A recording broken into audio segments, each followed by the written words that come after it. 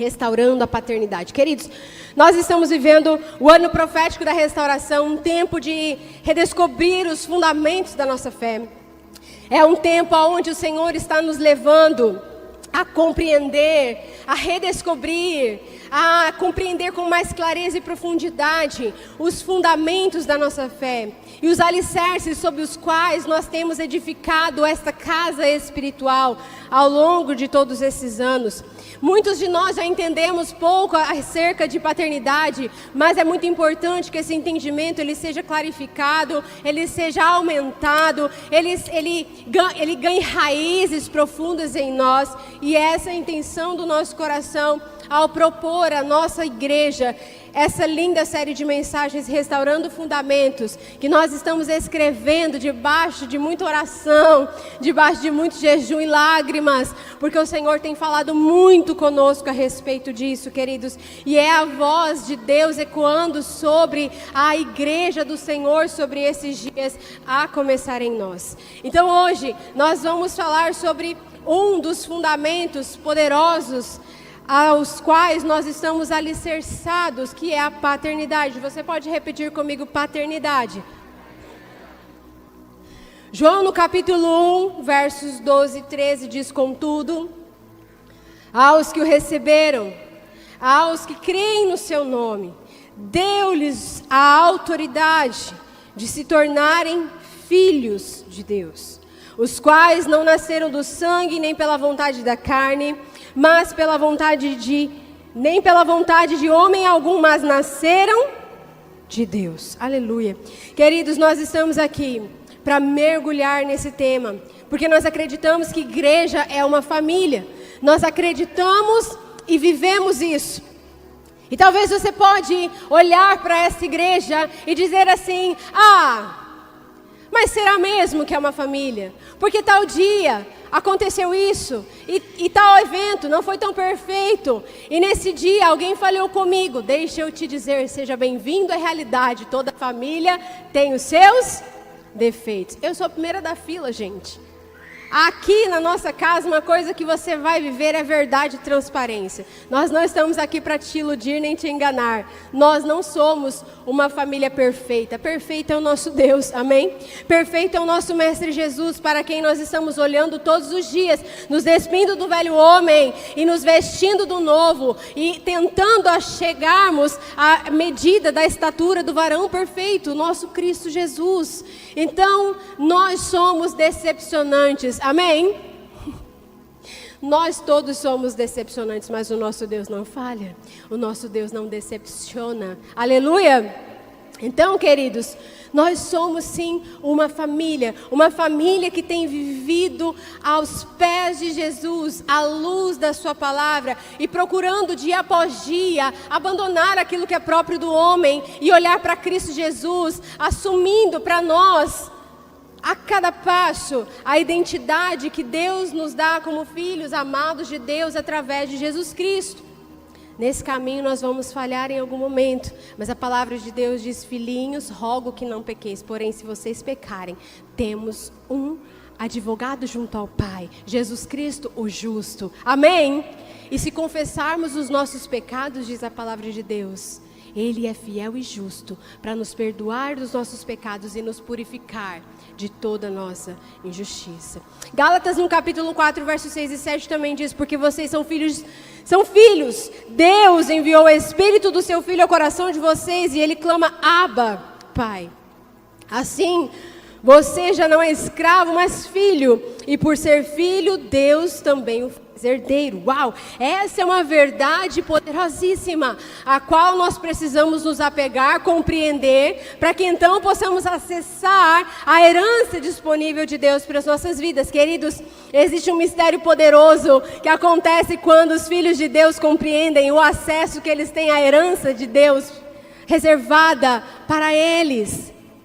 Eu tenho começado a entender que existe uma missão de Deus para nós nesses dias. Há uma voz profética sendo levantada em nossos dias, para que os filhos e filhas tenham a capacidade de acessar a herança, descobrindo tudo aquilo que Jesus conquistou na cruz para nós. É direito nosso.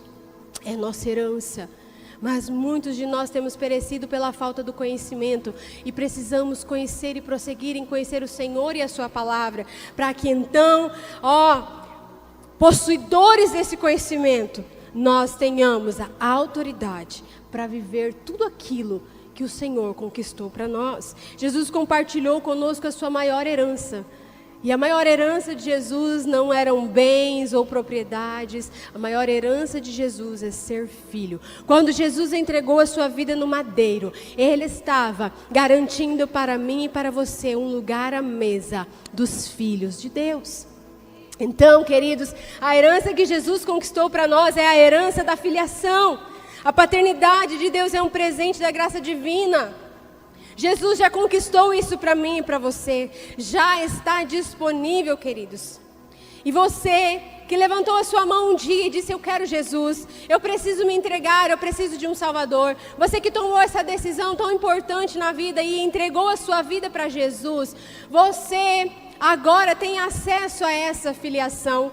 Você tem, por meio de Jesus, uma porta aberta para se tornar um filho de Deus. Não é homem nem mulher no mundo que te declara justo ou filho de Deus, mas é o próprio Cristo, porque Ele pagou um preço, e por causa do sangue dele vertido na cruz, aqueles que creem em seu nome, a estes o Senhor dá o direito de se tornarem filhos de Deus. Agora, queridos, esse é o presente, a graça divina disponibilizada para nós, mas me escute.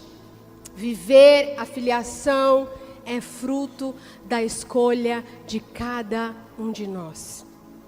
Ainda que Jesus já tenha pago o preço, ainda que a cruz já tenha rasgado o véu de alto a baixo, ainda que tenhamos acesso, ainda que o Pai nos chame de um reino de sacerdotes, que tem acesso ao Santo dos Santos, ainda que tudo isso já esteja feito, você tem nas suas mãos ainda a possibilidade de escolher. Eu amo como o papai faz as coisas, porque ele poderia ter criado tudo no mundo e não ter deixado a possibilidade de que o homem ali errasse. Mas ele colocou uma árvore no meio do jardim que se chamava a árvore do conhecimento do bem e do mal. Deus colocou ali. Por quê? Porque Deus não queria robôs programados. Deus criou homens cheios de sabedoria e de inteligência. E Ele queria que nós pudéssemos provar a Ele se nós iríamos amá-lo e obedecê-lo ou não. Então, queridos, a escolha é um presente de Deus para nós. Foi lá no Éden e agora com Jesus também não é diferente. Jesus se entregou, Ele se deu, Ele abriu a porta, Ele nos deu salvação. Você precisa escolher viver e acessar a graça da filiação e os benefícios da paternidade. Mas se você escolher simplesmente livrar-se do inferno, dizendo: eu preciso de Jesus porque eu não quero ir para o inferno, você vai se render ao Senhor, você vai ter um Salvador, mas você nunca vai desfrutar os benefícios da filiação e da paternidade que Jesus conquistou na cruz. Quantos estão entendendo o que eu estou dizendo aqui? A vida eterna não é só quando morrermos aqui, a vida eterna começa aqui e agora. O reino de Deus, Ele é algo lindo, poderoso e grandioso. Ele não é palpável, nem visível, mas Ele já está acessível e disponível. Nós já podemos começar a desfrutar do reino de Deus hoje, aqui e agora mesmo, tomando posse da nossa herança como filhos de Deus. Então, queridos, o nosso desafio para entendermos essa verdade e vivermos esses benefícios é justamente vencer as sequelas que cada um de nós carrega na sua própria vida. Eu estava dirigindo no caminho, vindo para cá falando com Jesus, e eu pensei assim: Jesus, cada um aqui sabe bem as dores e as delícias de ser quem é. Porque muitas vezes as pessoas olham para a vida das outras e pensam assim: a vida de fulano é muito boa, a vida de ciclano é maravilhosa. Mas só quem está ali sabe, não é? Os desafios que tem. Porque muitas vezes, queridos, a gente não posta, né? os dias que dão errado, as coisas que não são boas. Mas às vezes a gente, num recorte da vida, através do que a gente tem hoje, que são as redes sociais, nós começamos a ter perspectivas fragmentadas da vida alheia. E a gente vai pensando assim, a vida dos outros é que é boa, a minha vida é que é difícil. Mas cada um é que sabe as lutas e os desafios que cada um tem. E talvez você nunca tenha falado sobre as tuas dores, sobre os teus dilemas com alguém. Mas é fato que a vida acontecendo, como eu gosto de dizer, ela nos causa dores, ela nos machuca. Porque nós estamos rodeados de pessoas que também se machucaram na vida, que também se feriram. Muitas vezes nós somos criados por pessoas feridas. Muitas vezes nascemos em uma família disfuncional. Muitas vezes fomos criados em um ambiente tóxico e isso nos gerou feridas. Talvez você cresceu numa família cristã, assim como eu. Os seus pais eram da igreja, gerações cristãs, mas ainda assim, nos seus romperes, na sua caminhada de maturidade, talvez os seus pais não souberam muito bem como lidar com certas coisas. Todos nós, fato é, experimentamos a rejeição em alguma escala na vida. E essa brecha é onde Satanás tem infiltrado a sua malignidade, as suas correntes que têm prendido muitas pessoas. E muitos estão na igreja, sentados nesses bancos todos os domingos, mas vivendo acorrentados nas raízes da rejeição que levam à orfandade. E é isso que o diabo quer, que a gente viva aqui, mas a gente não desfrute de nada daquilo que Jesus conquistou para nós. A estratégia do inimigo é sempre a mesma. Ser filho é uma escolha. Não acreditar nas mentiras de Satanás é uma escolha também. A orfandade, ela só pode ser vencida mediante a escolha de viver a nossa identidade como filhos de Deus. Talvez a tua história tenha sido difícil até aqui, mas hoje você tem a escolha de virar a página. E só você pode fazer isso. Eu posso pregar aqui até minha língua fazer calo, mas você só vai mudar o dia que você decidir. O dia que você falar, basta, chega, eu não vou mais viver assim. Eu vou acreditar naquilo que Jesus fez e eu vou concordar com isso. Porque muitas vezes nós estamos vivendo e concordando com as mentiras do inimigo. Foi assim. Gente, o inimigo das nossas almas não muda. Ele estava lá no jardim. E quando ele se infiltrou ali para tentar lançar no meio da perfeição da criação de Deus a orfandade que já habitava no coração dele, ele vem com uma mentira.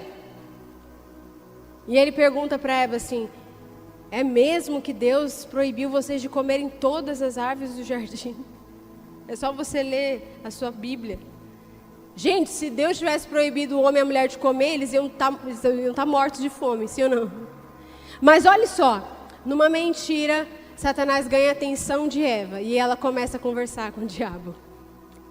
E aí ele diz assim, aí ela diz, não, nós podemos comer das árvores do jardim, nós só não podemos comer daquela árvore ali no meio do jardim. Era tudo que ele queria, que ela olhasse para a árvore, porque tudo que ganha os teus olhos ganha a tua atenção, tudo que ganha a tua atenção ganha o teu coração, e se ganhou o teu coração já era. Era só isso, a estratégia dele era trazer a atenção de Eva para aquilo que era proibido, para aquilo que ela não podia, para aquilo que não traria alegria ao coração de Deus. A estratégia do inimigo não mudou, queridos. Antes de nós falarmos um pouco sobre a paternidade de Deus essa noite, como resposta à orfandade, é importante que nós entendamos a origem desse problema. É importante que entendamos, a Bíblia nos revela que a orfandade, ela não surgiu com a humanidade. Veja, Deus criou todas as coisas e para cada coisa que Deus criava, Deus dizia, isso é bom. Quando Deus cria o homem e a mulher, Deus diz, é muito bom. O único momento que Deus diz não é bom é quando ele vê que o homem estava só, né? E aí ele vai lá e faz Eva e traz e as coisas ficam maravilhosas.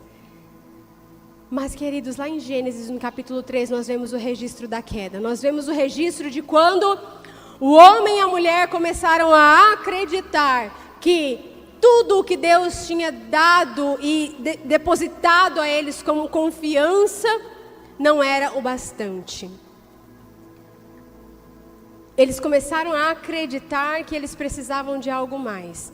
Eles começaram a acreditar numa isca maligna de Satanás, de que Deus poderia estar escondendo deles alguma coisa. De repente, se comermos daquela árvore, vamos conhecer mais. Vamos ser conhecedores do bem e do mal. E foi assim que eles se deram muito mal. Nós vemos que isso aconteceu, só que, queridos, para que a queda acontecesse, algo aconteceu muito antes disso. Muito antes disso. Se você ler o registro de Isaías, no capítulo 14, nos versos 12 e 13, vai dizer: como você caiu dos céus, ó estrela da manhã, filho da alvorada.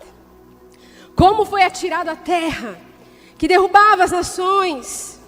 Você que dizia no seu coração: subirei aos céus, erguerei o meu trono acima das estrelas de Deus. Eu me assentarei no monte da Assembleia, no ponto mais elevado do Monte Santo. Isaías, no capítulo 14, nesses versos, estão nos contando sobre a queda de Lúcifer. Estão nos falando sobre esse anjo de luz. Tudo começou assim, queridos. Ele tinha tudo. Ele estava dentro de um reino e de uma casa de paternidade. Ele era um dos maiores e mais poderosos na hierarquia dos céus. Mas em algum momento, Satanás, naquele momento ainda Lúcifer, ele achou que o que ele tinha não era suficiente. Ele precisava de algo mais. Não bastava para ele ser aquele que regia os anjos a adorar a Deus. Ele mesmo queria ser adorado. Ele queria subir no lugar que era de Deus. Então, com o seu coração cheio de orgulho, Lúcifer decide destacar-se desse reino de amor e de paternidade. E ele torna-se, por sua própria escolha, o primeiro órfão de todos. E a orfandade, ela é tão séria e perigosa, queridos, que ele não é lançado fora sozinho. Ele leva a terça parte dos anjos com ele. E isso que Lúcifer fez é a mesma coisa que ele tem feito até os nossos dias, tentando convencer a mim e a você de que nós precisamos de algo a mais do que tudo aquilo que Deus já nos deu, de que nós estamos sempre à espera de algo e que Deus, porventura, não tenha nos revelado tudo e que nós não podemos confiar plenamente nele. Quando nós damos ouvidos, assim como Eva deu ouvidos à serpente, nós começamos a dar atenção àquilo que pode roubar o nosso coração. A palavra de Deus diz que o inimigo ele vem para matar, roubar e destruir. Então, queridos, Satanás, ele não se tornou órfão porque ele foi expulso dos céus. Ele escolheu ser independente. Ele deixou que o orgulho tomasse conta do seu coração. Ele começou a achar que ele precisava de mais. João capítulo 8, no verso 44 diz: vocês são do diabo, o pai de vocês, e querem fazer o que ele deseja. Ele foi homicida desde o princípio e não se apegou à verdade, pois não há verdade nele. Quando mente, expressa a sua própria natureza, pois é mentiroso e o pai da mentira. Nesse texto aqui, o apóstolo nos falando sobre aqueles que obedecem, concordam e trilham o caminho das mentiras de Satanás. Tornam-se como ele, o pai da mentira. Como nós vimos aqui nesse texto, Satanás, ele é o pai de toda mentira. Desde o Éden ele busca afastar a humanidade de Deus, semeando a orfandade nos seus corações. Então veja, antes da queda no Gênesis capítulo 3, Satanás já havia se desvinculado do reino de amor do Pai eterno. E ali, lançado fora do seu reino, com a terça parte dos anjos, uma fúria enorme vive no coração de Satanás todos os dias. Talvez as coisas não deem certo na tua vida, você enfrente lutas e talvez você pense assim: parece que o diabo só persegue a mim, parece que o diabo tem raiva de mim. Deixa eu te dizer, Satanás, ele odeia a humanidade. Sabe por quê?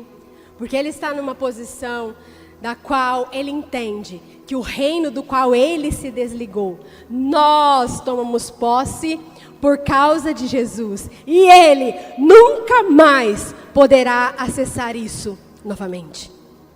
Então Satanás não tem raiva de você, ele tem raiva de toda a humanidade, de todos aqueles que podem acessar o reino de amor do nosso Pai Celeste. Quantos estão entendendo o que eu estou dizendo aqui essa noite? Sabe, queridos,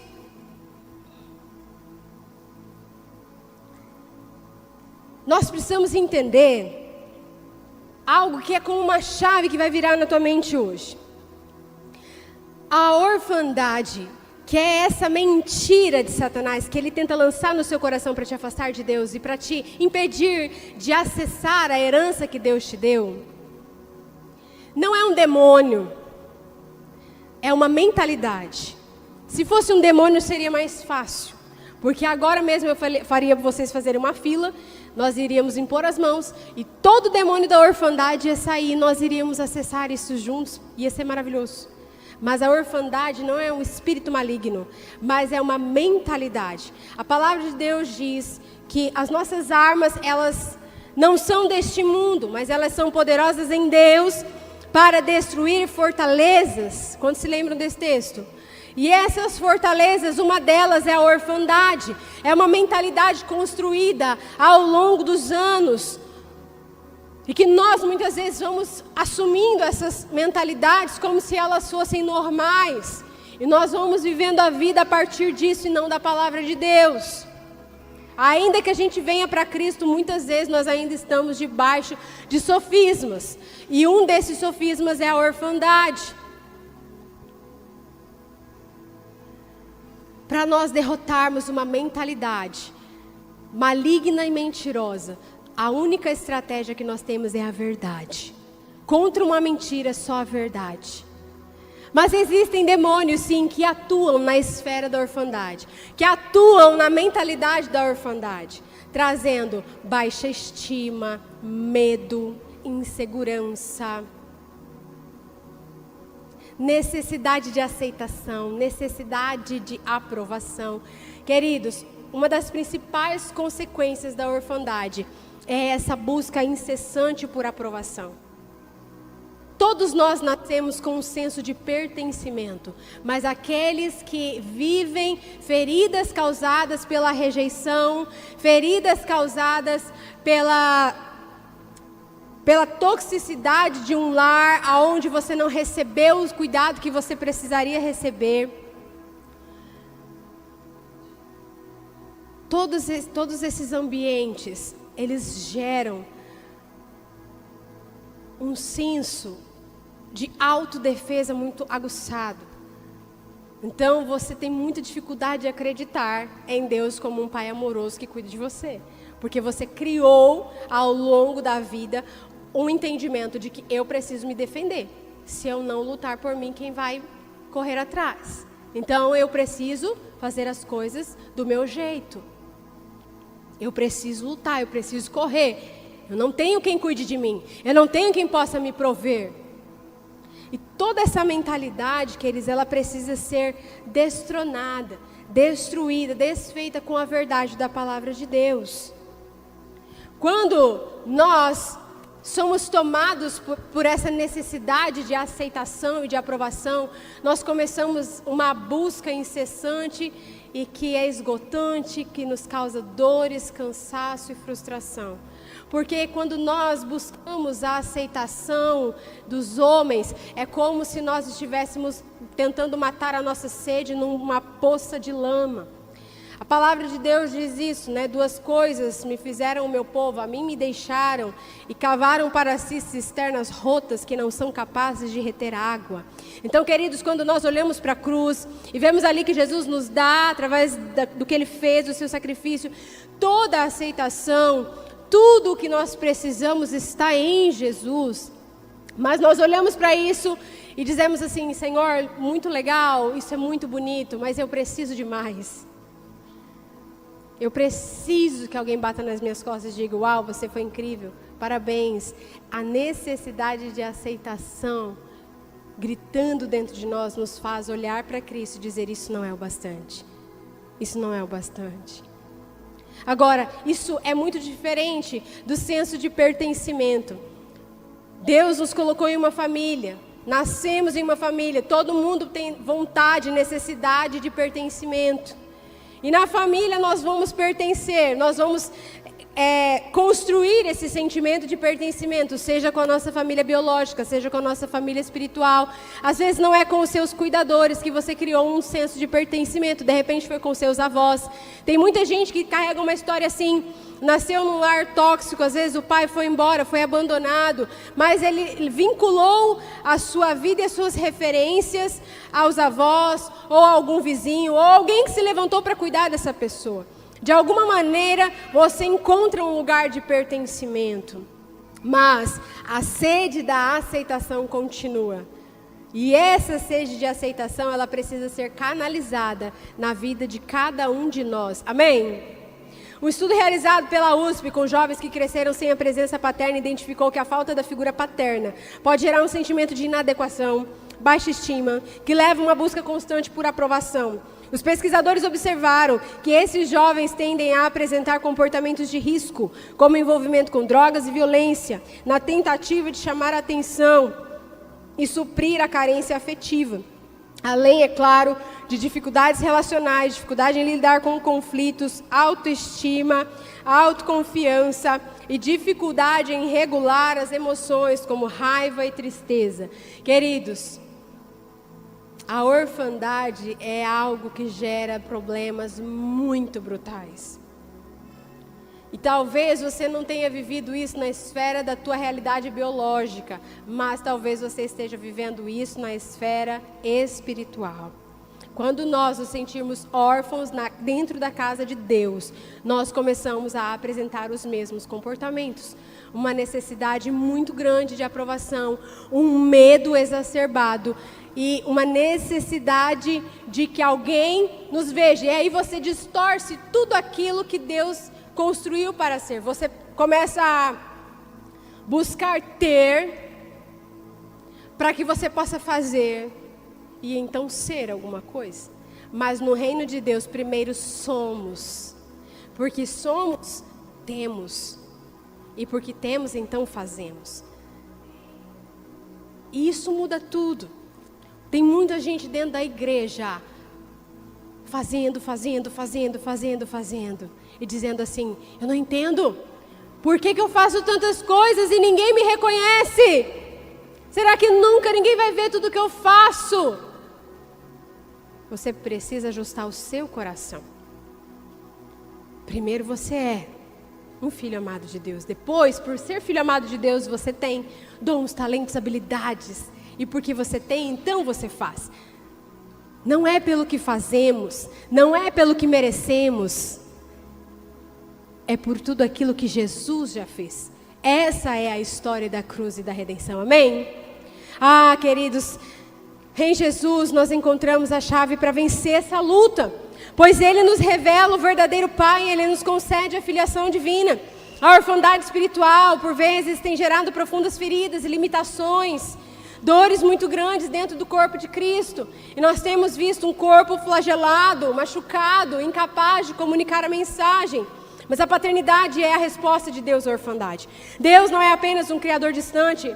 Deus não é aquele criador como que um relojoeiro que construiu um relógio, deu corda nele, deixou funcionando. Não, Deus é um Deus que participa ativamente da sua criação. Ou seja, Deus está preocupado com o que se passa na tua vida, na tua mente, no teu coração.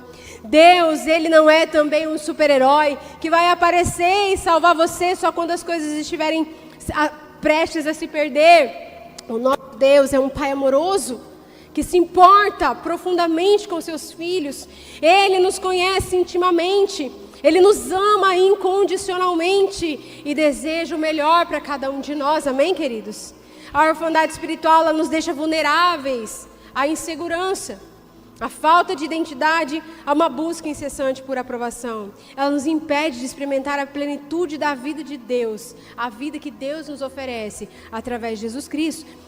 Nós somos, por meio de Jesus, adotados em amor e recebemos o direito de chamar Deus de Pai. Queridos, você pode procurar, não existe nenhuma religião no mundo onde o Deus dessa religião se autodenomine Pai, apenas o cristianismo. Deus não quer que tenhamos na terra uma instituição. Quando Jesus veio ao mundo, Muita confusão foi gerada nesse sentido, porque muitos dos seus discípulos pensavam que Jesus iria com armas restaurar o reino a Israel. Até discutiam entre eles quem iria se sentar do lado direito e esquerdo do trono de Jesus. Você se lembra disso? Mas o nosso rei Jesus e o seu reino não é daqui. Sabe, queridos, Deus tem o melhor para nós. Em Jesus, nós somos adotados como filhos. Quando Jesus enfrentou a morte sozinho, Ele clamou na cruz: Elohim, Elohim, lama sabachthani. Deus meu, por que me desamparaste? Jesus enfrentou a morte sozinho. Até o Pai o abandonou. Porque no momento onde o seu primogênito estava levantando os braços e pedindo o colo do Pai, Deus virou as costas para dar o colo dele para cada um de nós. Deus abandonou Jesus para adotar a mim e a você.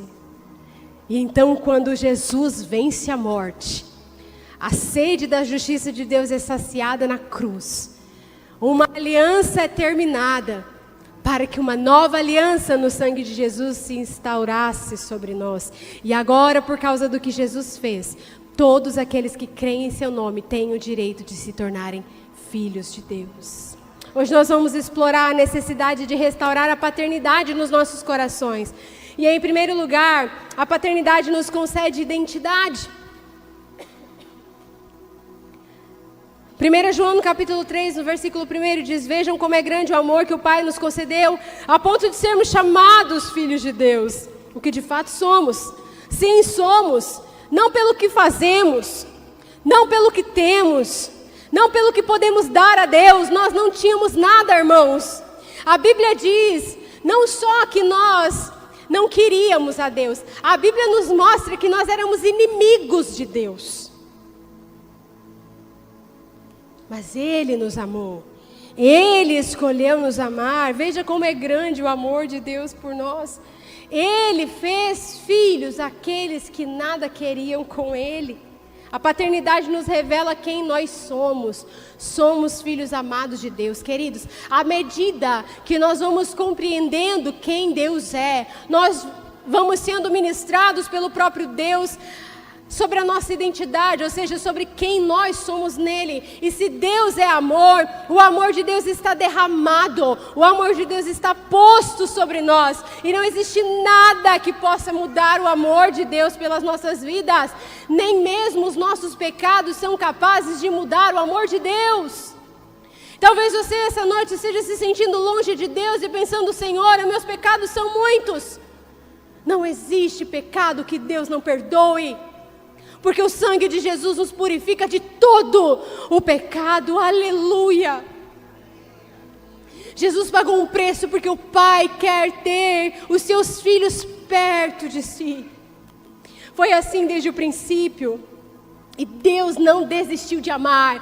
Deus não desistiu de ser amor. Mesmo que a humanidade no Éden decidiu não só ouvir Satanás, mas obedecê-lo, concordar com ele. Deus não mudou o seu amor.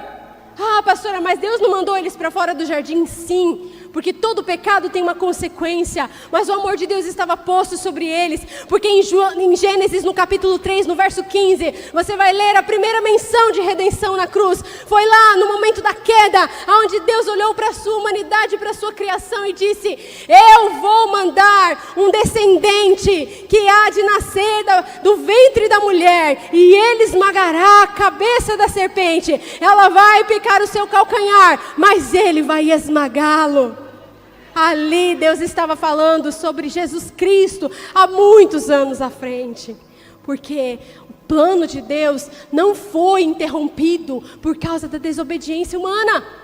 Deus não foi pego de surpresa. Deus já sabia que o homem viria a pecar. Ele já tinha um plano preparado, um plano de redenção. E no momento onde ele declara a sentença sobre o homem, sobre a mulher e sobre a serpente, ele diz: você vai ser esmagada. existe redenção. E todo o Antigo Testamento é a revelação do amor de um Deus pelo seu povo, que depois se alcança o seu ápice na revelação de Jesus na cruz. O grande amor de Deus Pai sendo revelado através da morte e ressurreição de Jesus Cristo, queridos. Tudo isso para nos fazer filhos de Deus. A paternidade nos liberta da busca por identidade em coisas que são passageiras e nos firma em nossa verdadeira identidade, queridos. Nós não precisamos buscar identidade em lugar nenhum. Nós temos uma identidade no amor de Deus. Colossenses 3:3, pois vocês morreram e a vida de vocês está escondida com Cristo em Deus. Pare de buscar a sua identidade em coisas desse mundo. Pare de buscar em outros lugares aquilo que você só encontra em Deus. Mergulhe em Deus e você vai descobrir quem você é e o seu propósito. Quando nós entendemos que somos filhos de Deus, passamos a nos ver com os olhos do Pai e não mais com os olhos que nós temos sobre nós. Talvez o teu olhar para você seja um olhar de julgamento. Talvez essa noite, hoje aqui, tudo o que você precisa é perdoar a você mesmo.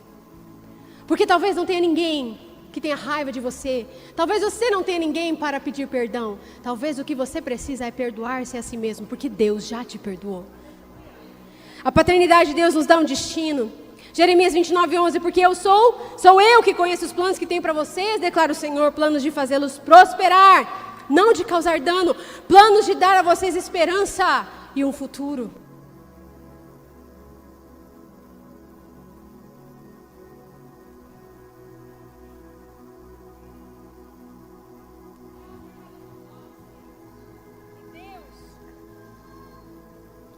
Ele nos chama para cumprir um propósito muito maior do que nós mesmos. E nós precisamos entender que há um propósito de Deus para a sua igreja.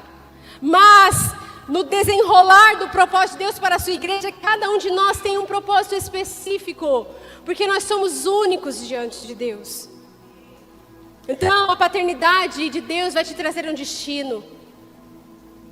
Se você conversar com uma pessoa que cresceu na orfandade, você vai ver e ouvir as lutas de quem precisou sofrer muito na vida para entender para onde ia, o que ia fazer.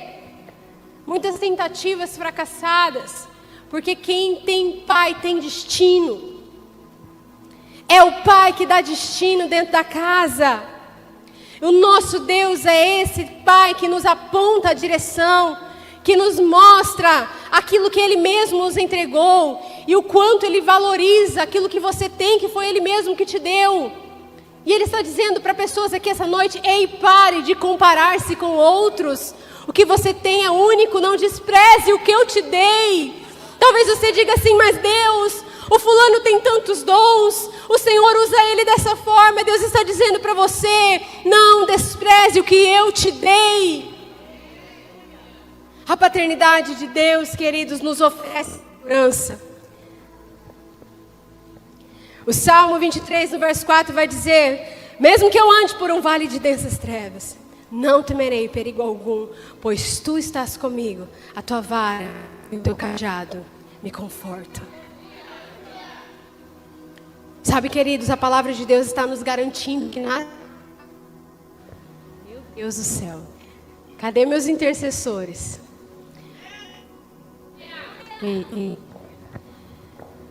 A palavra de Deus está nos garantindo que na caminhada nós vamos ter lutas. Mas a palavra do Senhor diz que Ele é como um pastor. E um pastor cuida das suas ovelhas. Ele dá segurança a elas. E veja, são duas coisas que no Salmo 23, Deus está dizendo, que ainda que você passe por um vale de densas trevas, Ele está com você, não tenha medo. A vara e o cajado te confortam. Nesse mundo cheio de incertezas, queridos, nós podemos encontrar refúgio na proteção do amor de Deus. O cajado traz para perto. Você já viu um cajado de pastor daquele tempo? Ele era assim, tinha uma volta. Porque esse gancho lá na ponta era para ele pegar essa ovelha que estava indo longe e trazer para perto. A vara já é outro instrumento. A vara é para dar umas lapadas mesmo.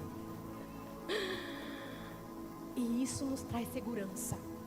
Porque todo limite comunica amor. Tem gente preocupado com os nãos que você vai ter se você vier para Jesus. Todo não de Deus para a tua vida está comunicando para você: eu te amo. Você é precioso. A sua vida é importante demais. A vida cristã não é sobre uma lista de não pode. A vida cristã é sobre uma lista infinita de vai e faça, meu filho. Vara e cajado nos trazem segurança, e isso nós temos acesso por causa de Jesus, aleluia. Isaías 41:10 diz: por isso não tema, pois estou com você, não tenha medo, pois eu sou o seu Deus, eu te fortalecerei, te ajudarei, eu te segurarei com minha destra de justiça, aleluia. Quantos recebem essa palavra na sua vida aqui essa noite? Aleluia, aplicamos fé nisso, Senhor. Ele é o nosso protetor, o nosso refúgio, a nossa cidadela, o nosso escudo, o nosso Deus forte. Ele é o braço que nos defende. Nós podemos confiar em todas as coisas. Você não precisa viver refém do medo. O medo é mais uma das raízes que tem origem na orfandade. Tem gente que tem medo de tudo. E o medo nos causa vários males. Quem tem medo de passar por desafios financeiros se dobra diante de Mamão. Quem tem medo de morrer não desfruta da vida. Queridos, quem tem medo de tentar paralisa. Quem tem medo de não ser aceito morre de sede na escassez da aprovação de homens. Nós precisamos romper com medo. Não ouça mais, não obedeça mais o medo em nome de Jesus. Porque o Senhor, o nosso Deus, Ele nos diz: porque todos os que são conduzidos pelo Espírito de Deus são filhos de Deus. Pois vocês não receberam um espírito de escravidão para novamente terem medo, mas receberam um espírito que os torna filhos por adoção, por meio do qual clamamos: Abba, Pai. O próprio Espírito testemunha ao nosso espírito que somos filhos de Deus. E se somos filhos, também somos herdeiros de Deus, co-herdeiros com Cristo. Se de fato sofremos com Ele, também com Ele seremos glorificados. Aleluia. Talvez diante de todas essas verdades você ainda se pergunte: então, Maressa, como restaurar a paternidade divina no meu coração? Eu quero te dar 3 orientações. Primeiro, busque intimidade com o Senhor. A intimidade com Deus vai revelar ao seu coração mais e mais o quanto você é filho. E tudo o que por ser filho você tem acesso diante de Deus. Então, conheça Deus na intimidade. Agora, a intimidade de Deus é um lugar, é um acesso, que a palavra de Deus diz que a intimidade do Senhor é para aqueles que o temem, aos quais Ele dará a conhecer a sua aliança. Perceba, quem quer ter intimidade quer ter aliança no fim, não é assim?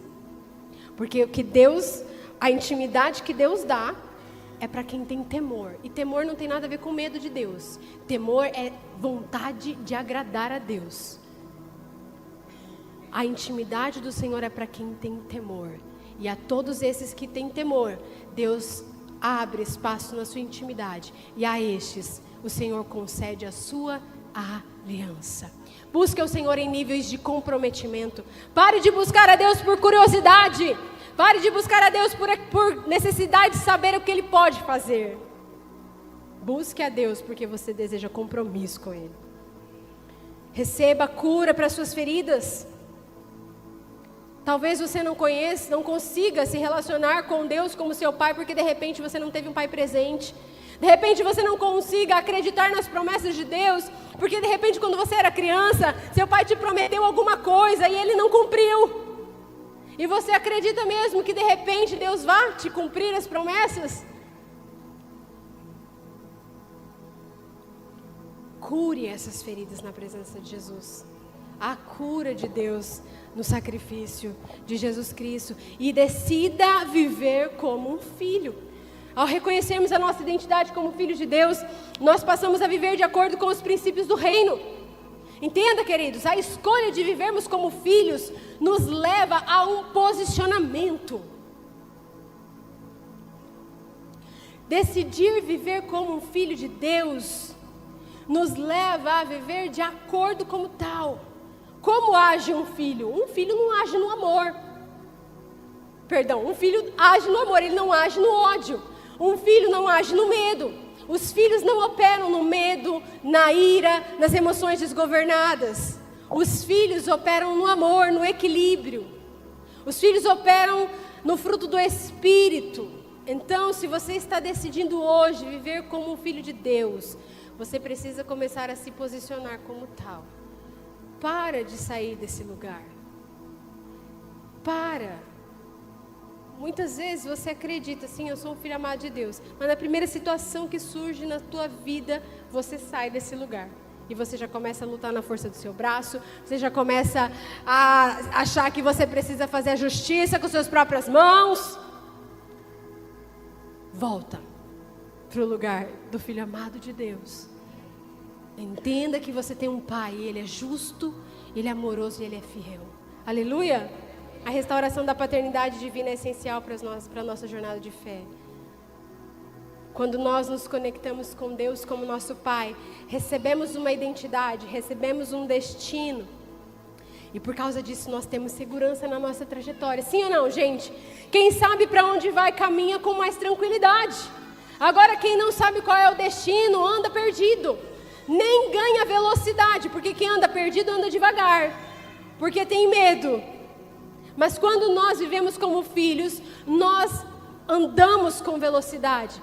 Nós alcançamos lugares com clareza. Sabemos para onde estamos indo. Não é qualquer proposta no mundo que confunde aquele que sabe que é um filho de Deus.